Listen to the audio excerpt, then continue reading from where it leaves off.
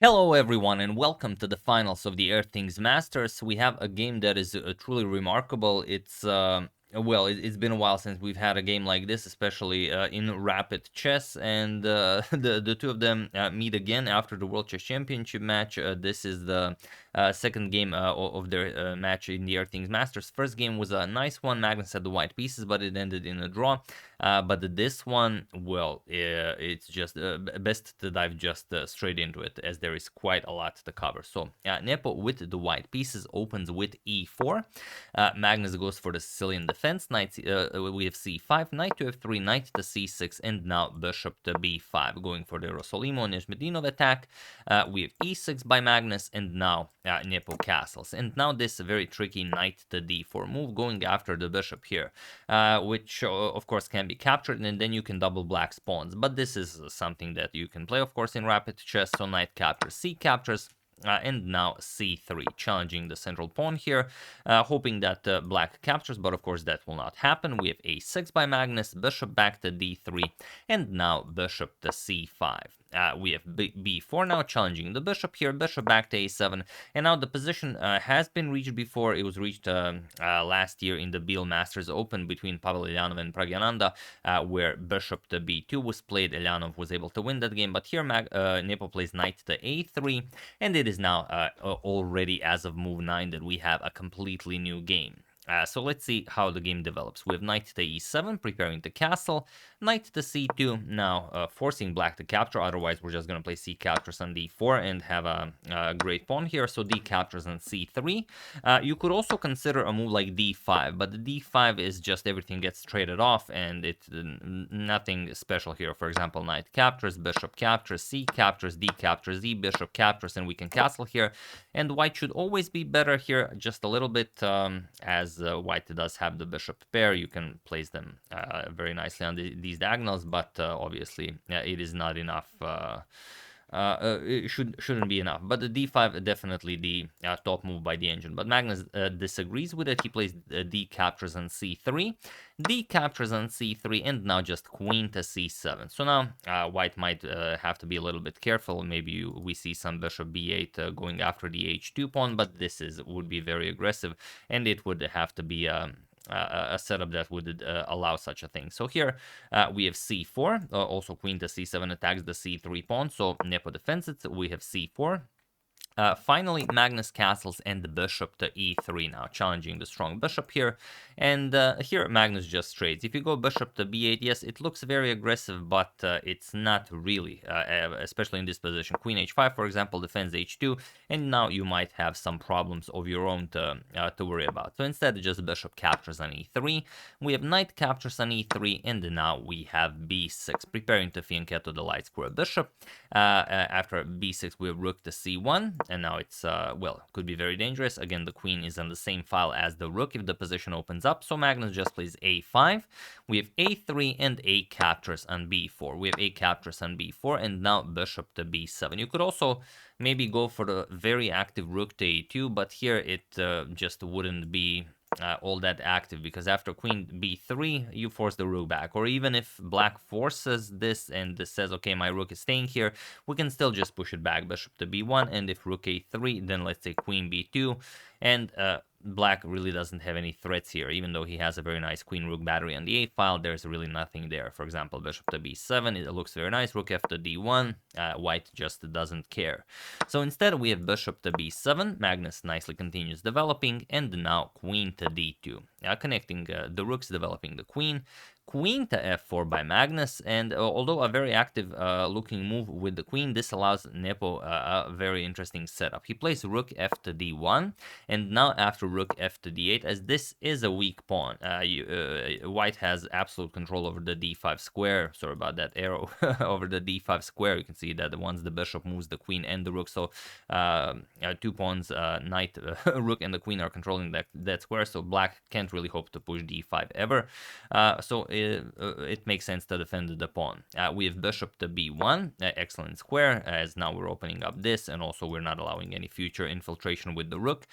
We have h6, creating some breathing room for the king from Magnus, and now Nepo plays the move that he planned, and that is queen to d4. And it's a beautiful move, not only because it attacks the b6 pawn, but also you would very gladly give up a central pawn for this. For example, let's say knight to g6 is played, we're gonna play queen captures on b6, and now even give up the central e4 pawn, bishop captures, and queen captures, and now look at the b pawn. The b pawn is marching forward, it's a pass pawn, it would not be easy to stop this pawn. So Magnus dislikes this, he shakes his head a little bit, and he brings the queen back to c7, so f4 seems to be a bit of a time waster, and now Nepo grabs more space with e5, and now this is a terrible pawn. The light square bishop's diagonal opens up, we can threaten some very nasty ideas here.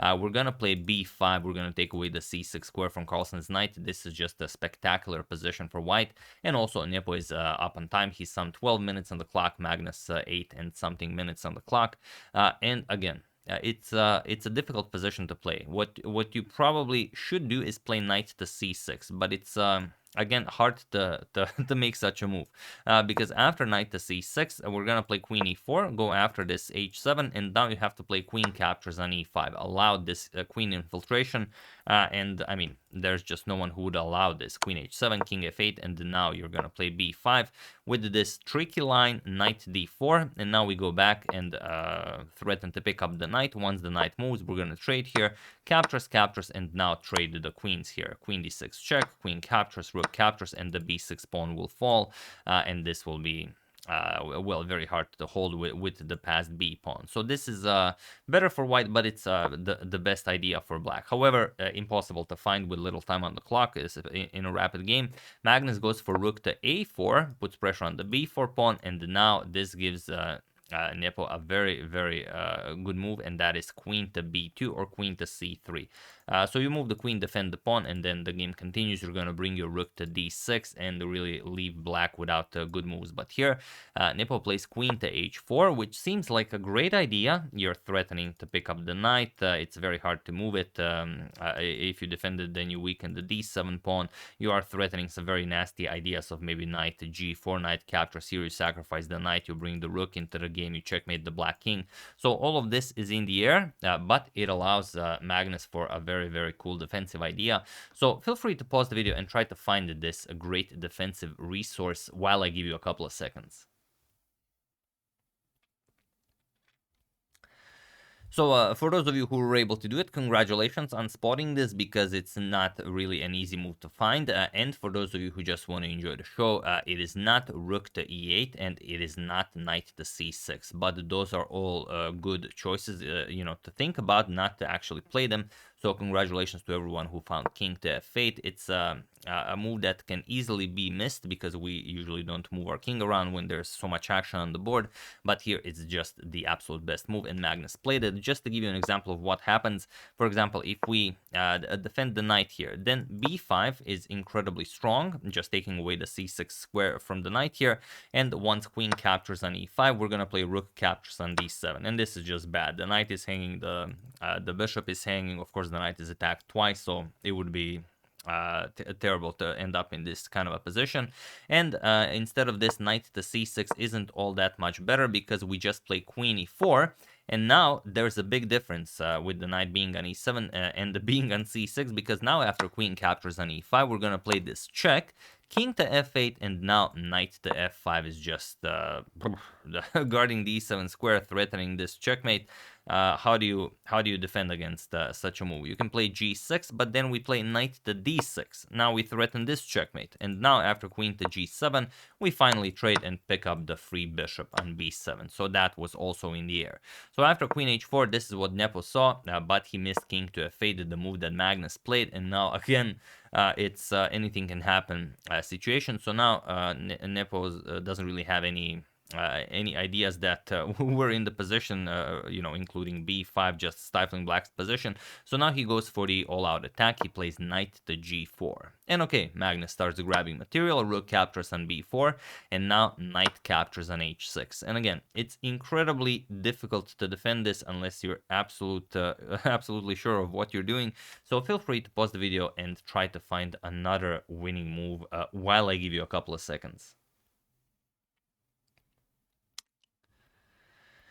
So for those of you who were able to do it, congratulations on not capturing the knight. And for those of you who just want to enjoy the show, it is, of course, rook captures on b1. This bishop is, well, just an essential attacker in every one of white's plans, and it simply has to be removed. So congratulations to everyone who found this.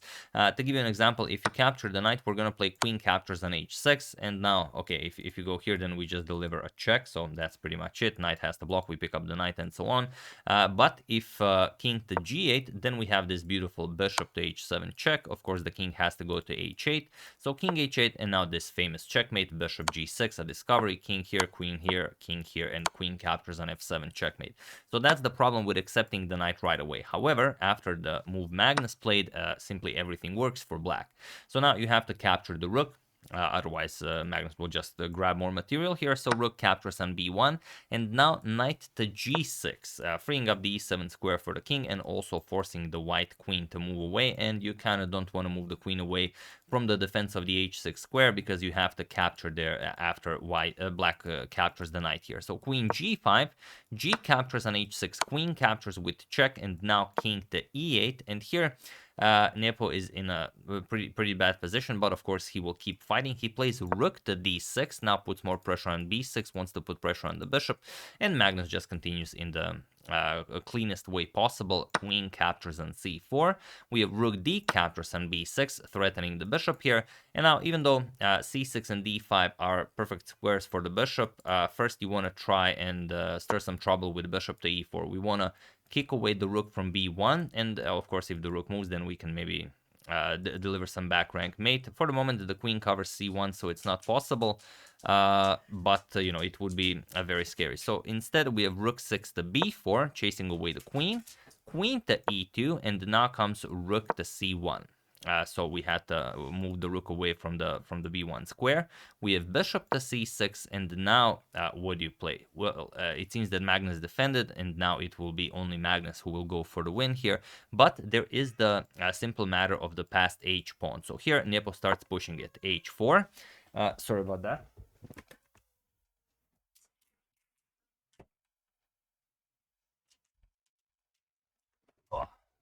So starts pushing it with the h4 pawn. We have queen captures on e5, and now we have h5. So the pawn is marching forward, but it's it's not going to be easy to promote it. We have knight to e7, and now comes rook to g4. So what can Magnus do here to stop this from happening? Well, he can play knight to f5, but it's such an ugly looking move that if you play knight to f5, then you get rook to g8 check, king to e7, and now queen to g5 check. You have to play f6, and now you have to open up your position this much in order to play this. For example, queen g6, we're going to play rook captures on g8, queen captures on g8, now knight h6, attack the queen, and after the queen moves, knight to f7, and now, of course, we will win this position because after h6 there's queen f4, for example, and you will now lose the h pawn because you have to save the rook. So after rook to g4, we have rook to a8. And now Nepo plays rook to g7. So it's still not easy for Magnus to figure out how to proceed here. But if you look at the position, you will play d6 or d5. This is how you have to play this. But for some reason, Magnus played king to d8. And okay, I haven't seen the interview after the game, so I guess it could be maybe a Muslim, but I seriously doubt it. I think that Magnus just forgot that the rook here was actually attacking the f7 pawn. So here Nepo grabbed the f7 pawn, and now what do you play? All of a sudden, you came from a completely winning position to a completely lost position, because how do you now play? We have rook to a1. He wants to get rid of the rook on c1. So rook captures on a1, queen captures on a1 with check. We have king to h2, and now knight to f5, chasing away the queen. And here Nepo plays queen to g5 with check. And as both players are very low on time, of course, mistakes will happen always, but queen to f4 was winning for Nepo.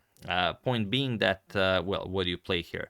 After queen to b1, you will simply start pushing the h-pawn, and now after knight captures on h6, you will capture it. Here, after queen to g5 check, it's much different, because here Magnus moves the king to c7, and now it's very much different. h6, now there's queen to e5 with check, and this move would not be possible if the queen was on f4.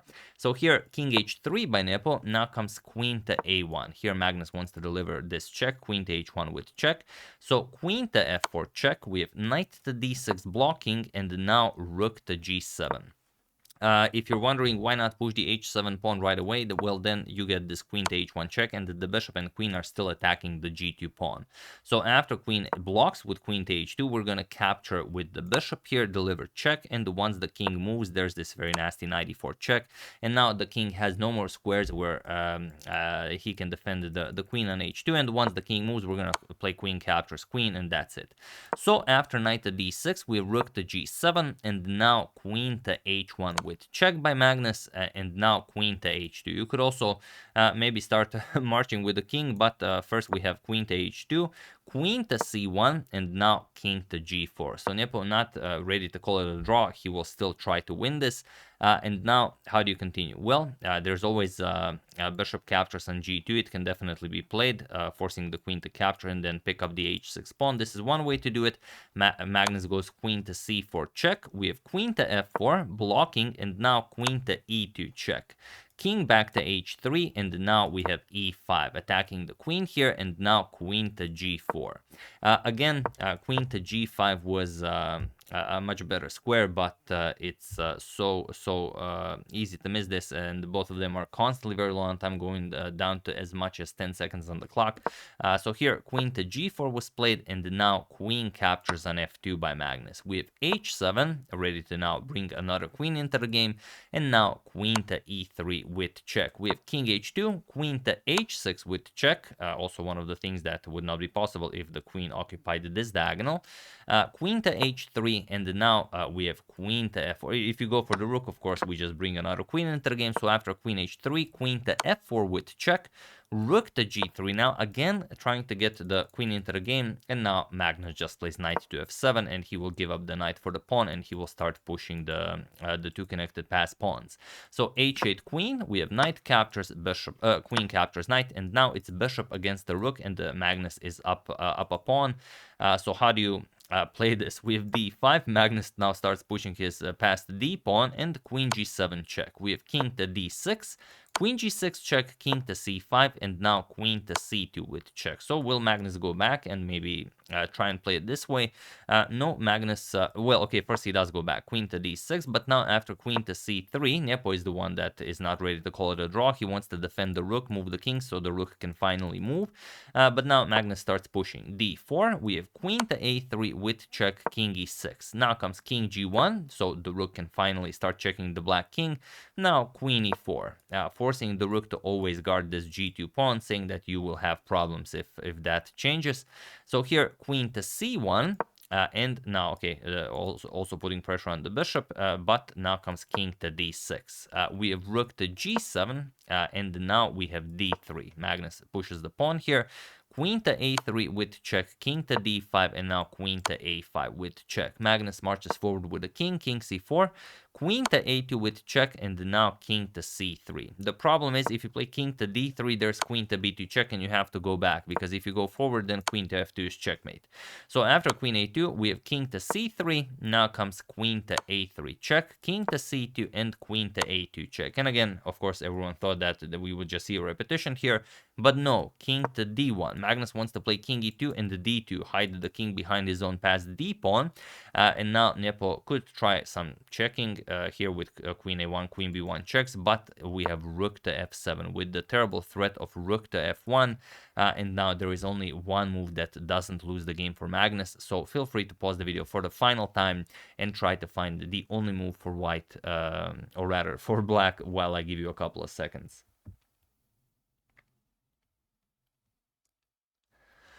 So for those of you who were able to do it, congratulations on spotting that, well, the pawns are just worth a rook. And for those of you who just want to enjoy the show, it is queen captures on g2.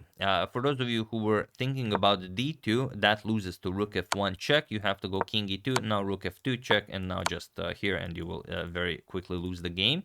So, of course, queen captures on g2 is the only way to go. Even though the white queen defends this, queen captures, we have bishop captures, king captures, and now another super important move, king to e2. If you think it's the same king e2 or d2, you are very wrong, because if you play d2 first, then king f2, we cut off these two squares from the black king, and once you play king c2 to promote your pawn, then rook c7 check. And now you can't go back because then you'll allow the white king to approach. So then we play king d3, but now rook d7 check, king c2, and finally king e2. And now both the white king and the rook control the d1 square, and of course white wins this. So after king captures on e2, on g2, Magnus plays the absolute best king to e2, cutting off the white king from helping out with the situation.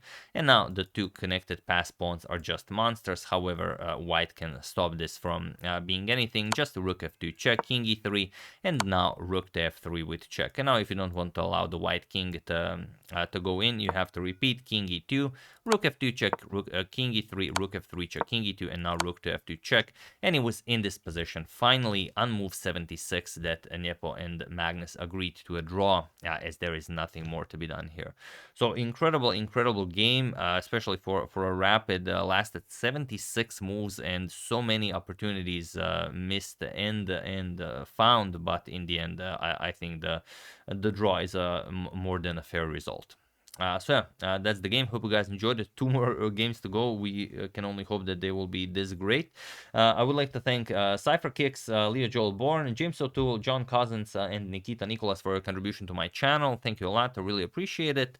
As usual, you can check two of my previous videos here. Thank you all for watching, and I will see you soon, continuing the coverage of the finals until it finishes.